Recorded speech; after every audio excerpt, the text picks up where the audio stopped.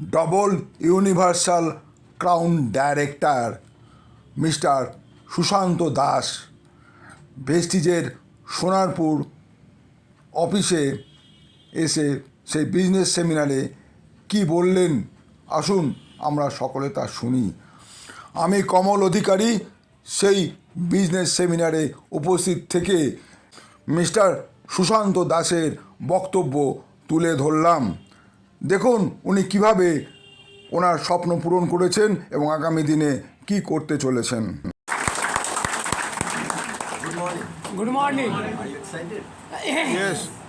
Are you excited? Yes. Okay. নাম সকলে শুনলেন, যারা জানেন বা যারা জানেন না ওদের জন্য আমি সুশান্ত দাস, ভেস্টিজের double universal ground director.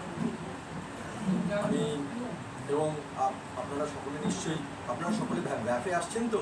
Yes. Yes. Yes শুনলাম না? Yes. Yes.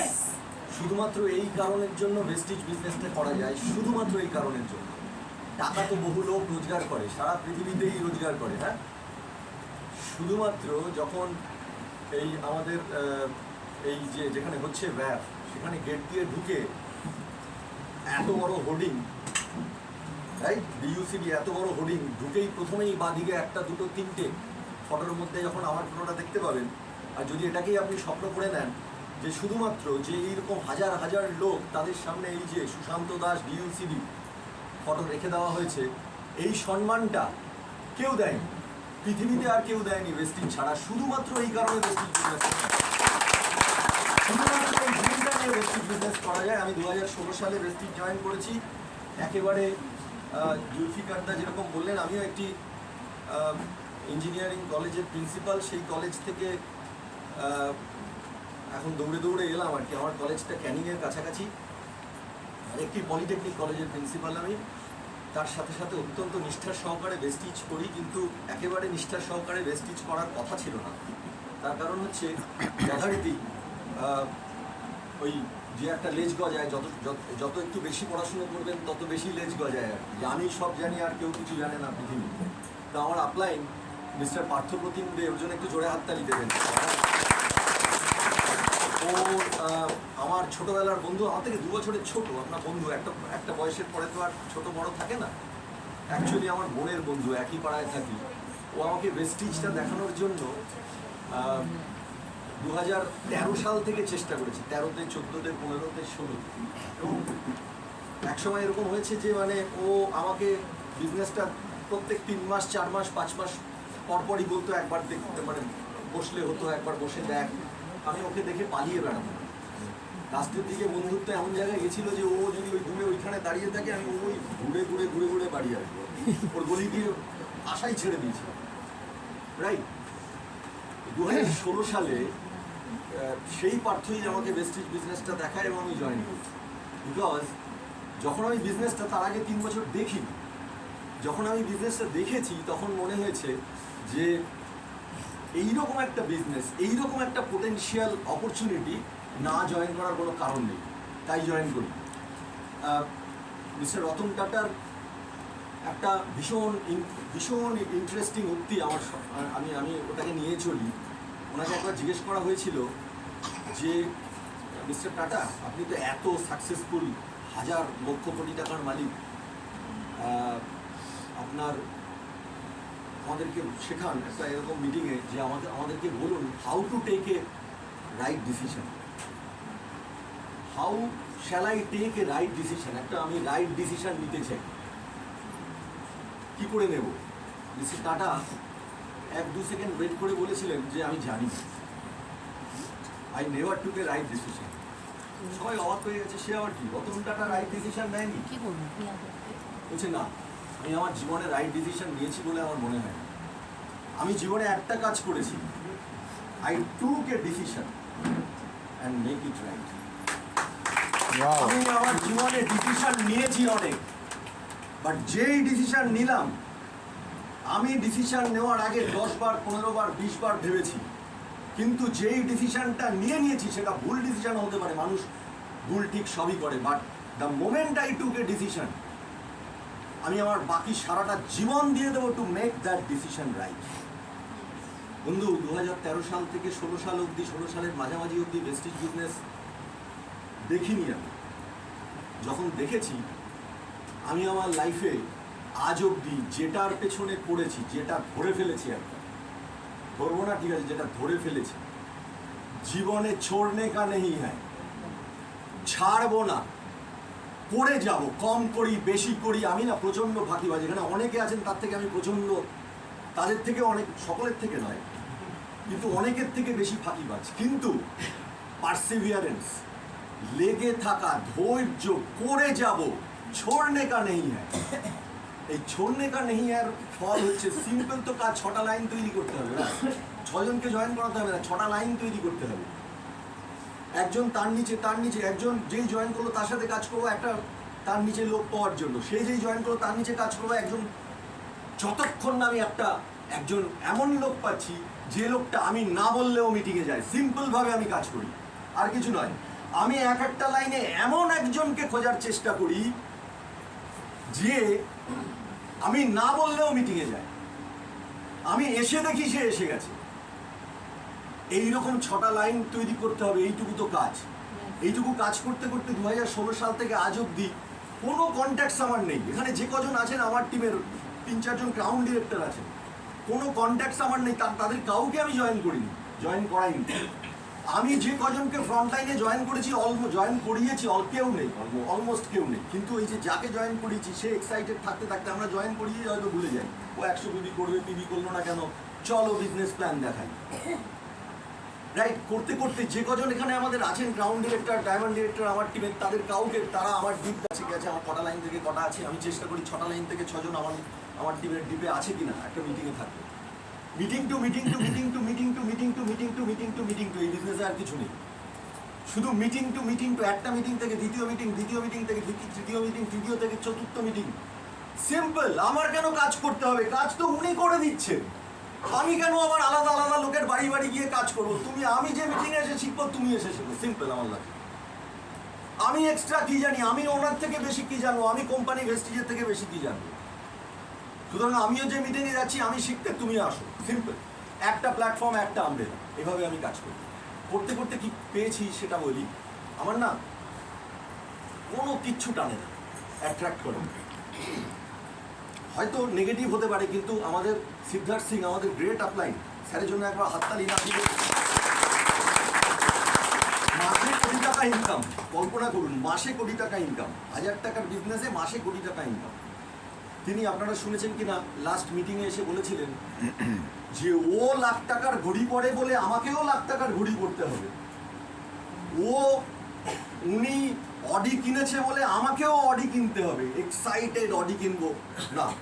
প্রত্যেকের ড্রিম আলাদা। আমার কি ড্রিম জানেন?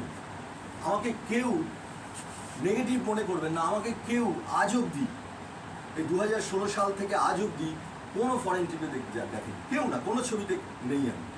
আমায় অ্যাট্রাক্ট করেন, একেবারে অ্যাট্রাক্ট করেন। ফরেন আমি বিদেশে যাব, হ্যাঁ, গিয়ে বেড়াবো, অ্যাট্রাক্ট করে না, যাইনি। আমার গাড়ি, আমি ট্রেনে বাসে যাতায়াত করি মোস্ট অফ দ্য টাইম। আজকে গাড়ি এনেছি, কিন্তু আমাকে খুব কম লোক গাড়ি নিয়ে কোনো মিটিংয়ে যেতে খুব কম দেখেছে। আজকে কলেজ থেকে আসতে হয়েছে তাই এনেছি, এবং সেটাও কি গাড়ি দেখে নেবেন আর কি, আপনাদের সবার সেই গাড়ি আছে হয়তো। অ্যাট্রাক্ট করে না। আমাকে কি অ্যাট্রাক্ট করে জানেন? পাগলের মতন অ্যাট্রাক্ট করে, পাগলের মতন। জানেন কি? হাউস ফান্ড, বাড়ি। কে কামালগাজী ব্রিজ ক্রস করে বাইপাস ধরে ড্রাইভ করেছেন? কামালগাজী ব্রিজ, এই যে কামালগাজী ব্রিজটা ক্রস করে বাইপাস ধরে ড্রাইভ করতে গিয়ে বারুইপুরে ওই যে সাউদার্ন বাইপাস বলে, সাউদার্ন বাইপাস দিয়ে ড্রাইভ করতে করতে বাঁদিকে ডান দিকে যতগুলো 18 তলা 24 তলা বিল্ডিং দেখতে পাবেন, সব কটা কমপ্লেক্সে আমার ফ্ল্যাট আছে, সব কটা কমপ্লেক্সে। এবং কলকাতার টপ 10টা ডেভেলপারের মধ্যে তারা সবাই, যেমন সুরেখা গ্রুপ, যারা সাউথ সিটি বানিয়েছে, যেমন মার্লিন গ্রুপ, যেমন ওই একটা বাংলো কিনেছি ওই সিদ্ধা সাবারবিয়া, যতগুলো আছে সব কটায় আমার ফ্ল্যাট আছে। এবং কার ফান্ড মানে কি বিজনেস, আমি শুধু স্বপ্নটা দেখাচ্ছি। আমাকে সিদ্ধার্থ সিং স্যার স্বপ্ন দেখিয়ে গেছিল, তোমার যেটা স্বপ্ন সেটার জন্য তুমি পাগল হয়ে যাও, তাহলে বিজনেস হবে। আমার স্বপ্নের দিকে তাকিয়ে দেখো, তোমার স্বপ্ন, তোমার কিছু স্বপ্ন আছে, আমাকে ওটাই অ্যাট্রাক্ট করে। তো সেই জন্য কার ফান্ড, হাউস ফান্ড, ট্রাভেল ফান্ডে, এই তিনটে ফান্ডে কল্পনা করুন, এই যে লোকটা 2017 সালে ভেস্টিজ বিজনেস শুরু করেছে, হ্যাঁ 100 পিভি দিয়ে শুরু করেছে। 100 পিভিও না, আমাদের সময় 30 পিভি ছিল না, জয়নি 30 পিভি দিয়ে শুরু করেছে। তারপরে 20 সাল 21 সাল বাড়িতে বসে থেকেছে আপনাদের মতন সকলের মতন। সেই লোকটা এক্ষুনি মোবাইল, কেউ যদি চ্যালেঞ্জ করেন এসে দেখে যাবেন, ট্রাভেল ফান্ড, কার ফান্ড, হাউস ফান্ড, এই তিনটে ফান্ডে আমি 30 লক্ষ টাকা পেয়েছি লাস্ট। এবং স্যারেরা আমাদের যে ব্রহ্মা বিষ্ণু মহেশ্বর, আমাকে সকলে চেনেন, কারণ ওনারা পাগল হয়ে যান। মানে আমি 3 মাস 4 মাস 5 মাস 6 মাস পরপরই বলি, স্যার টাকা দেবেন। এই বলা উচিত নয়, নেগেটিভ হয়তো বলছি, কিন্তু আমি আই এম ক্রেজি, আমি ওটার জন্য কাজ করি।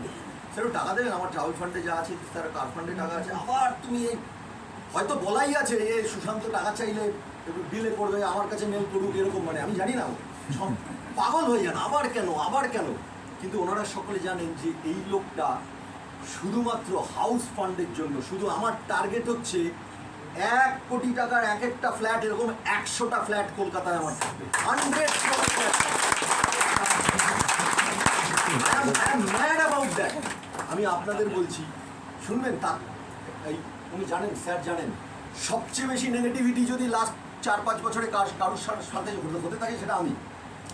আমার টিম থেকে ডিইউসিডি ছেড়েছে, ডিসিডি ছেড়েছে, ক্রাউন ডিরেক্টর, 20টা ক্রাউন ডিরেক্টর। আপনি ক্রাউন হন, আপনার নিচে 20টা ক্রাউন ডিরেক্টর ভেবে নেবেন আমার টিম থেকে, স্যার জানেন। আমার আপলাইন ডিইউসিডি, পাগল নাকি কেউ, ডিইউসিডি ছেড়ে দিয়েছে। তা আমি স্যারকে বলছিলাম যে স্যার ভালো করেছে, ছেড়েছে। আমি আপলাইন আমার আপলাইন মিস্টার কমলেশ মুখার্জি, তাকে ফোন করে বলেছি, স্যার এই কয়েকদিন আগে, 1 মাস 2 মাস আগে, স্যার আপনার সেই গোল গোল কোম্পানিগুলো উঠে গেছে তো? কি বলছেন দাদা? কি বলছেন দাদা? না উঠে গেলেই আমার কাছে আসবেন। ছেড়ে দিয়েছেন, নাম ডিলিট হয়ে গেছে, খুব ভালো করেছেন, এবার আমার নিচে জয়েন করবে। কাউকে তো আমার নিচে জয়েন করতে হবে, রাইট? স্যারকে একদিন রাত 11টার সময় ফোন করে বলেছি, স্যার যারা ছেড়ে দিয়েছে, স্যার আমাকে পাগল ভেবেছেন, ভুলে গেছেন হয়তো, মনে আছে স্যার 1 মাস আগে, স্যার যে কজন ছেড়ে দিয়েছে, ওই আর ইউ এক্সাইটেড 2 তারিখে চিৎকার করে বলতো, যারা ছেড়ে দিয়েছে স্যার, নামের লিস্টগুলো সব আমাকে, কী হবে, সব আমার নিচে জয়েন করবে। কাউকে তো ছাড়তে হবে সুশান্ত দাসের টিমে আসার জন্য। Friends, moral of the story হচ্ছে, you just become crazy. You have a tremendous dream. Ratan টাটার আরেকটা উক্তি দিয়ে ড্রিম বুঝিয়ে শেষ করছি 1 মিনিটে। এরকমই আরেকটা মিটিংয়ে রতন টাটাকে জিজ্ঞেস করা হয়েছিল, ল্যাম্বরগিনির নাম শুনেছেন তো? একটা মানে পৃথিবী বিখ্যাত একটা গাড়ি, রাইট? কত দাম? 5 কোটি টাকা। আমি গাড়ি ক্রেজি নই, জানিও না, কিন্তু গল্পটা জানি। এই ল্যাম্বরগিনি ওনার নেই। তো একজন অত্যন্ত বিখ্যাত ডাক্তার, একজন বিখ্যাত ইঞ্জিনিয়ার এবং রতন টাটা, 3 জনকে জিজ্ঞেস করা হয়েছিল এই প্রশ্নটা, যে ল্যাম্বরগিনি তো আপনার নেই, ডাক্তারও মাসে কোটি টাকা রোজগার করে, একটা ল্যাম্বরগিনি কিনতে আপনার কত সময় লাগবে? ডাক্তারকে জিজ্ঞেস করা হয়েছে, ইঞ্জিনিয়ারকে, লাস্টে রতন টাটাকে। ডাক্তার বলেছিলেন যে আমি যেভাবে কাজ করি, যদি মন দিয়ে কাজ করি, বছর 5 আমি একটা ঝকঝকে নতুন ল্যাম্বরগিনি কিনে ফেলব। ইঞ্জিনিয়ারকে জিজ্ঞেস করা হয়েছিল, ইঞ্জিনিয়ার বললো আমিও যেভাবে কাজ করি আমারও 6-7 বছর লাগবে। তারপরে রতন টাটা, 2 জন এমপ্লয়ি বা প্রতিষ্ঠিত ডাক্তার, ইঞ্জিনিয়ার, তারপরে রতন টাটাকে জিজ্ঞেস করা হয়েছিল যে আপনার তো ল্যাম্বরগিনি নেই, আপনার ল্যাম্বরগিনি কিনতে কত সময় লাগবে? বললো ওয়েল, আমি যেভাবে কাজ করি আমার মনে হয় বছর 10 লাগবে ল্যাম্বরগিনি। সবাই অবাক, ডাক্তারের লাগবে 5 বছর, ইঞ্জিনিয়ারের লাগবে 6 বছর, রতন টাটার 10 বছর। স্যার আপনার 10 বছর লাগবে কেন? রতন টাটা তাকিয়ে আছে, কি অবাক হলে কেন, তোমার কোশ্চেনটা কি ছিল? বললো ল্যাম্বরগিনি। বলে হ্যাঁ, আমার ল্যাম্বরগিনি কিনতে 10 বছর লাগবে। বলে আপনার মতন মানুষ এটা ল্যাম্বরগিনি কিনতে 10 বছর? বলছে নো, আমি হয়তো ভালো করে শুনিনি প্রশ্নটা কিন্তু ঠিকই শুনেছেন। বাট উনি স্বপ্নের মধ্যে বাস করেন।